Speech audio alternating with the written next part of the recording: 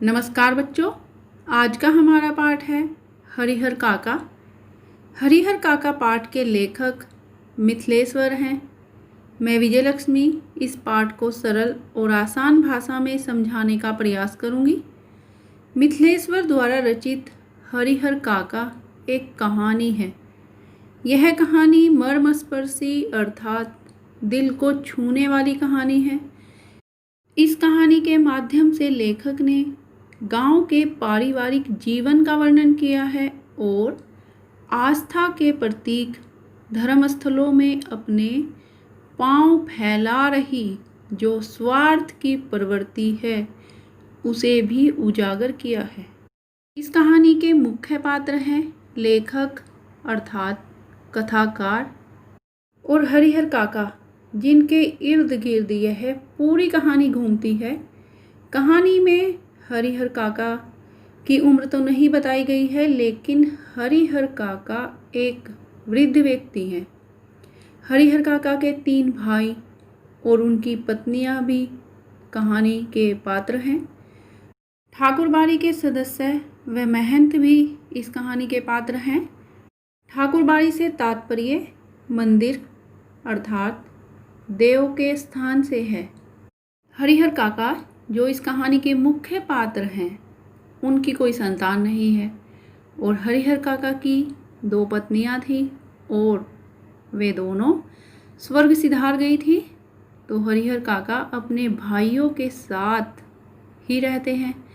हरिहर काका व उनके भाइयों के पास 60 बीघे ज़मीन है। हरिहर काका के 3 भाई और हैं, इसलिए हरिहर काका के हिस्से में 15 बीघे ज़मीन आती है।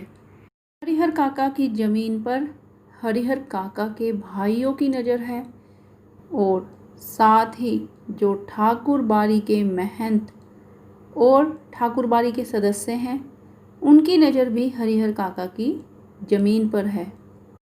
कभी कभी ज़मीन और जायदाद के कारण आदमी अपनों से भी पराया हो जाता है और उसे समाज में अनेक प्रकार के कष्ट उठाने पड़ते हैं। इस कहानी में इस बात का उदाहरण दिया गया है। लेखक का घर हरिहर काका के पड़ोस में था, इसलिए लेखक का हरिहर काका से आपस में नज़दीकी संबंध था। हरिहर काका ने लेखक को बचपन से ही बहुत प्यार किया था। काका की अपनी कोई संतान नहीं थी, इसलिए भी वे लेखक को प्यार करते थे। हरिहर काका लेखक को अपने मन की सभी बातें खुलकर बता दिया करते थे। हरिहर काका ने अपनी परेशानियों के कारण लेखक से बातें करनी बंद कर दी थी। वे मौन हो गए थे, उन्होंने चुप्पी साध ली थी, किसी से कोई भी बात नहीं करते थे। इसलिए लेखक को चिंता हो गई। वह समझ नहीं पा रहे थे कि क्या किया जाए जिससे काका की यह हालत ठीक हो जाए। काका को उनके परिवार के लोगों ने तथा जो धार्मिक समुदाय के लोग थे, उन्होंने इतने दुख दिए थे कि वे चुपचाप रहने लगे। गांव में स्थित पूजा स्थल का नाम है ठाकुरबाड़ी। इस ठाकुरबाड़ी की स्थापना किसने की, किसी को पता ही नहीं। वर्षों पहले एक संत यहाँ आकर रहने लगे थे और धीरे धीरे लोगों ने चंदा इकट्ठा करके यहाँ पर मंदिर बनवा दिया। समय के साथ साथ आबादी भी बढ़ती गई और मंदिर का भी विस्तार होता गया। गांव में ठाकुरबाड़ी का विशेष महत्व है।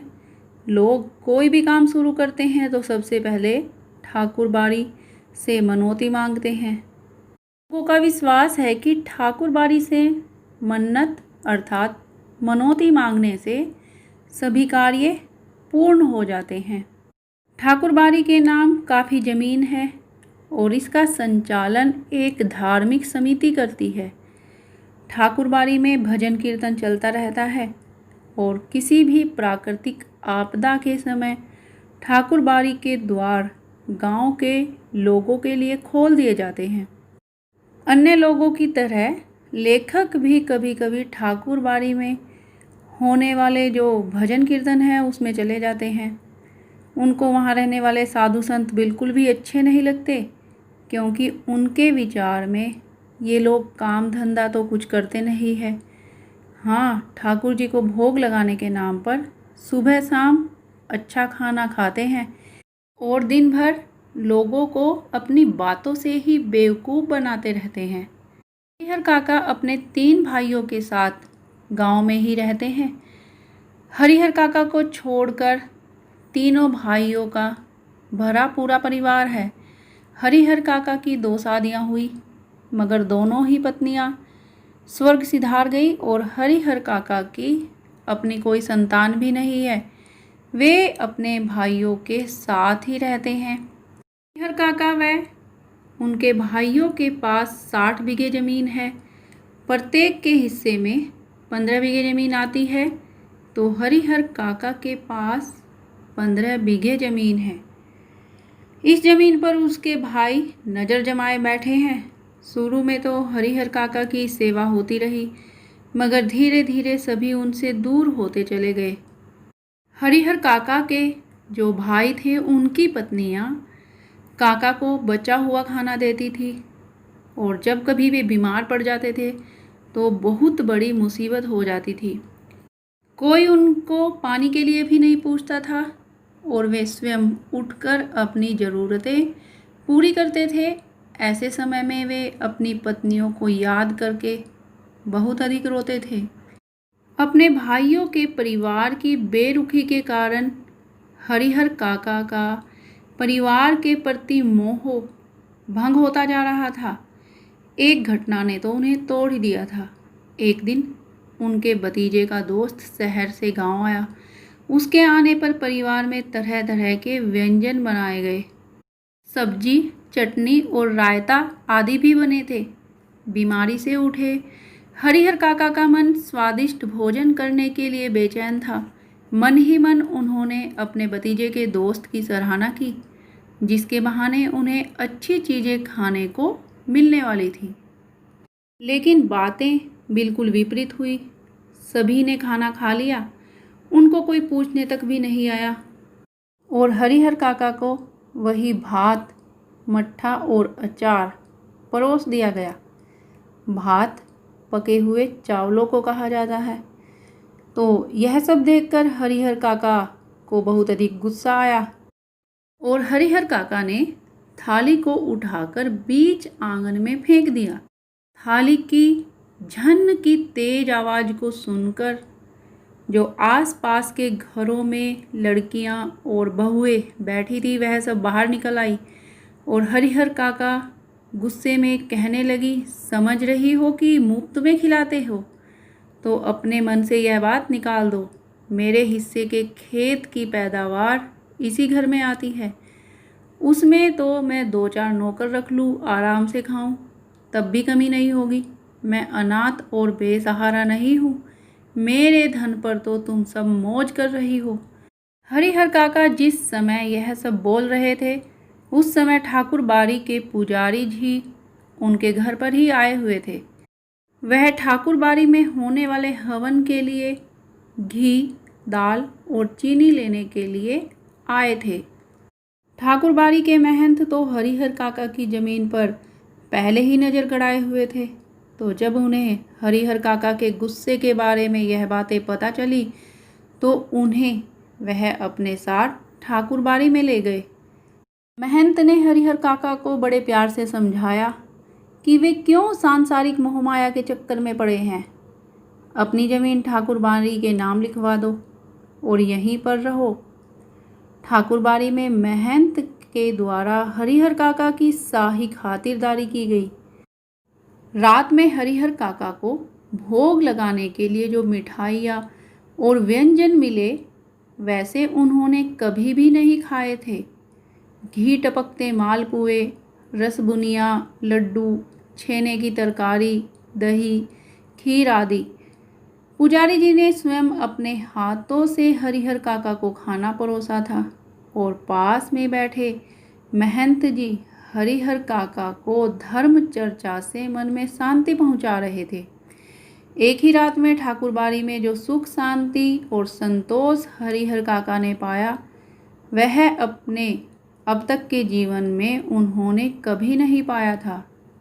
महंत जी बार बार हरिहर काका को लालच दे रहे थे कि वे अपनी ज़मीन ठाकुर बाड़ी के नाम लिखवा दें और मज़े से ठाकुर बाड़ी में रहें।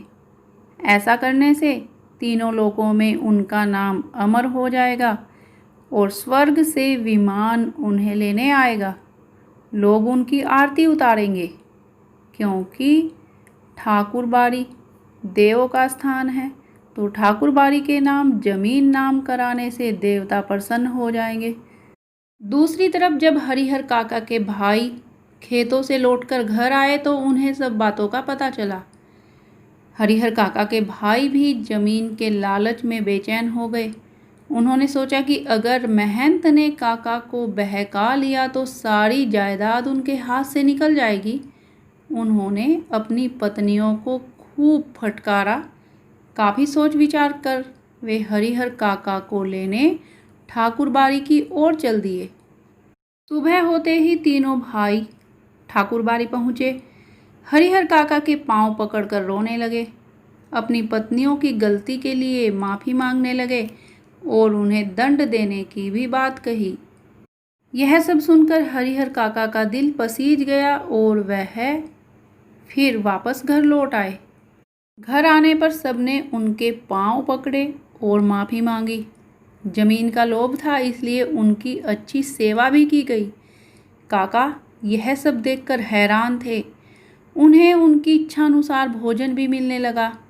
जरा सी आवाज़ लगाते तो बहुएं हाजिर हो जाती थी।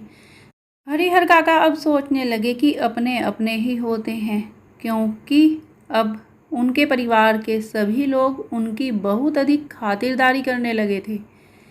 और गांव में तरह तरह के लोग होते हैं। जब हरिहर काका के बारे में लोगों को पता चला तो अनेक तरह की बातें शुरू हो गई। कोई कहता हरिहर काका को अपनी ज़मीन ठाकुर बाड़ी के नाम लिख देनी चाहिए, इससे उनका नाम अमर हो जाएगा। और कुछ लोग कहते थे कि उन्हें अपनी ज़मीन अपने भाइयों के परिवार को दे देनी चाहिए। और कुछ लोग यह भी कहते थे कि हरिहर काका को अपनी ज़मीन जीते जी किसी को भी नहीं देनी चाहिए। जितने मुंह उतनी बातें। गांव में हर किसी को अब यही जानने की इच्छा थी कि हरिहर काका की ज़मीन किसके नाम होगी। हरिहर काका ने एक दिन लेखक को अपने मन की बात बताई, तो लेखक ने भी उन्हें यही सलाह दी कि अपने जीते जी किसी को भी अपनी जायदाद का मालिक बनाना ठीक नहीं है।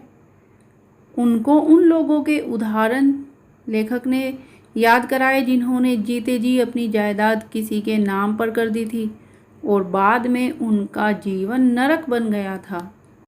बाद में उन्हें कोई पूछता नहीं था। हरिहर काका बिल्कुल अनपढ़ व्यक्ति हैं, फिर भी हरिहर काका ने इस बदलाव को समझ लिया और यह तय कर लिया कि जीते जी अपनी ज़मीन वह किसी को भी नहीं देंगे। और अपने भाइयों को भी समझा दिया कि मैं मर जाऊंगा तो अपने आप मेरी ज़मीन तुम्हें मिल जाएगी, ज़मीन लेकर तो मैं जाऊंगा नहीं, इसलिए लिखवाने की क्या ज़रूरत है। जैसे जैसे समय बीतता जा रहा था वैसे ही ठाकुर बाड़ी के महंत की चिंता बढ़ती जा रही थी।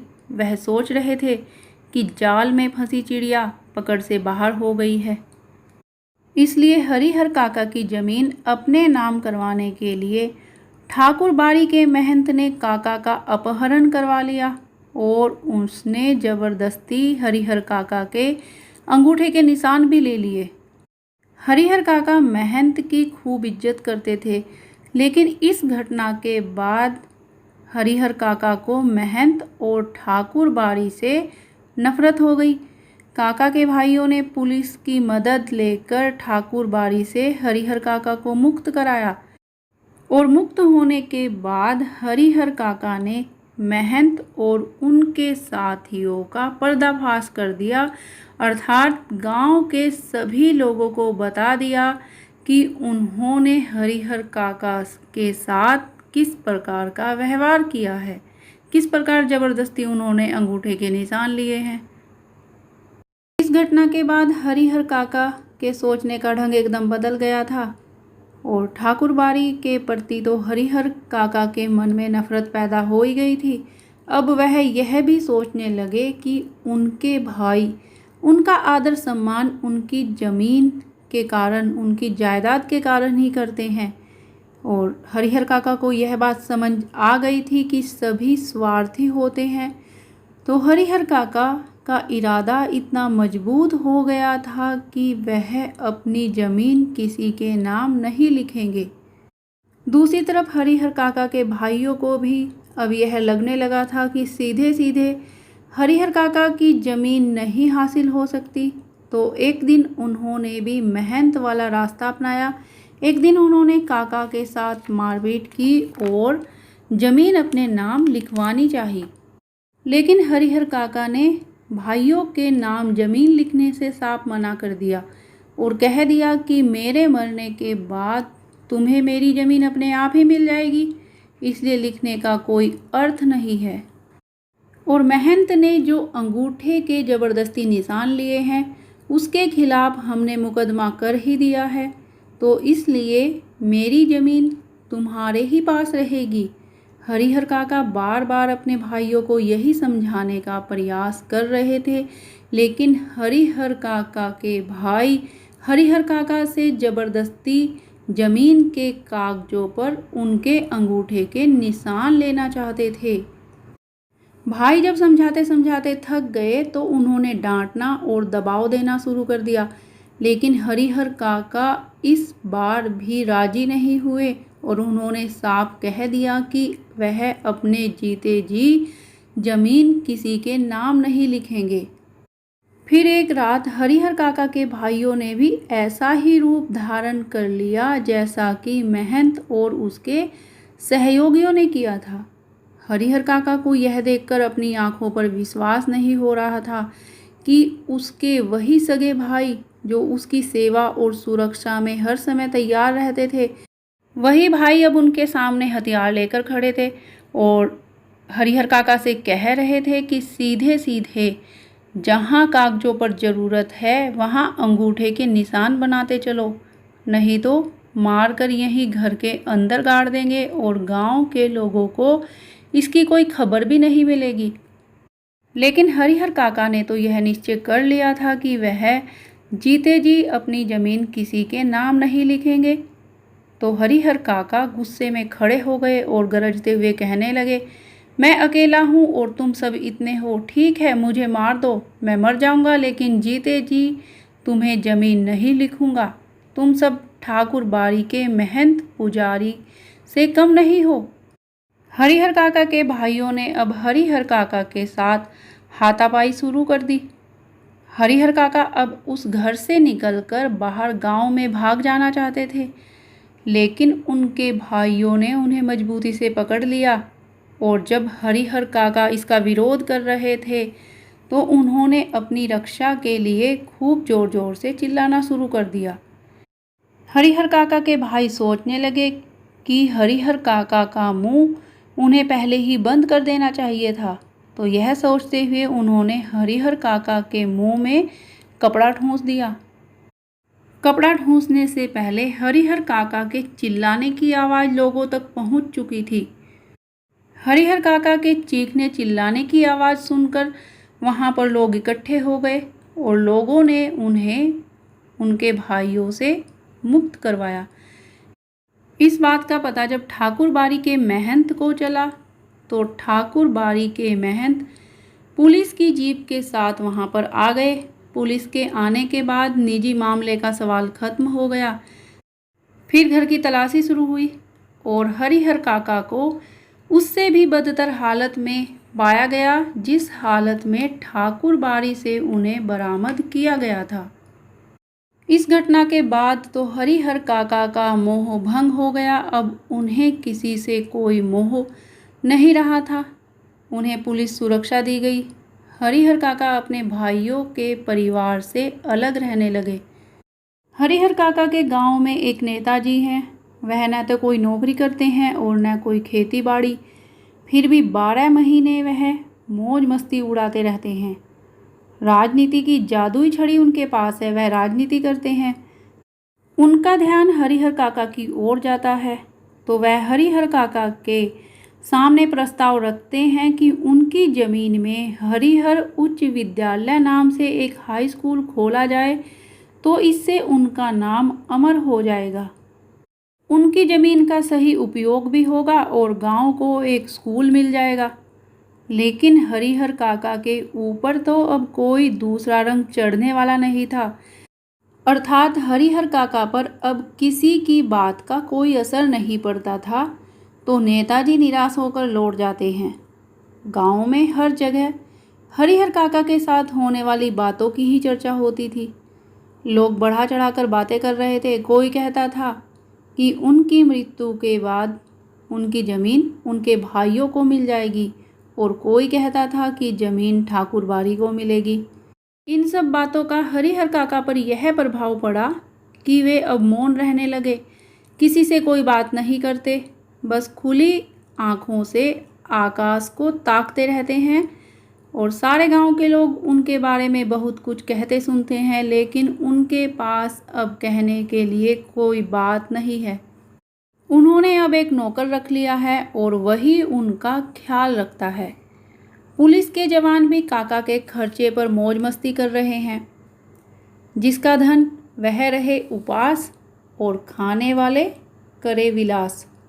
अर्थात अब तक उन्होंने जो नहीं खाया था दोनों समय उसका भोग लगा रहे हैं।